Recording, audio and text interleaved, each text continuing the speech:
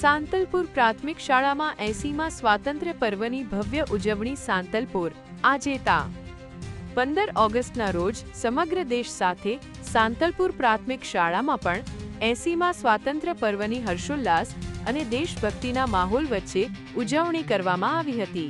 આ પ્રસંગે રાષ્ટ્રધ્વજને સલામી આપી ધ્વજવંદન કરવામાં આવ્યું હતું। દેશની આઝાદી માટે પોતાના પ્રાણોનું બલિદાન આપનાર વીર શહીદોને શ્રદ્ધાંજલિ અર્પણ કરી તેમને સલામી આપવામાં આવી હતી। વિદ્યાર્થીઓ દ્વારા દેશભક્તિના ગીતોની સુંદર રજૂઆત કરવામાં આવી હતી, જેના કારણે સમગ્ર શાળા પરિસર દેશભક્તિના રંગે રંગાઈ ગયું હતું।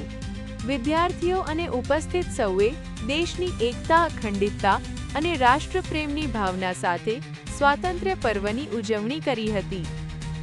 દર વર્ષે 15 ઓગસ્ટનો દિવસ સમગ્ર દેશમાં ધામધૂમથી ઉજવવામાં આવે છે। આ દિવસ દેશની આઝાદી માટે પોતાના પ્રાણોનું બલિદાન આપનાર વીર શહીદોના બલિદાનને યાદ કરવાનો દિવસ છે। આ પ્રસંગે દેશ પ્રત્યેની આપણી ફરજ અને જવાબદારી નિભાવવાનો સંકલ્પ પણ લેવામાં આવ્યો હતો।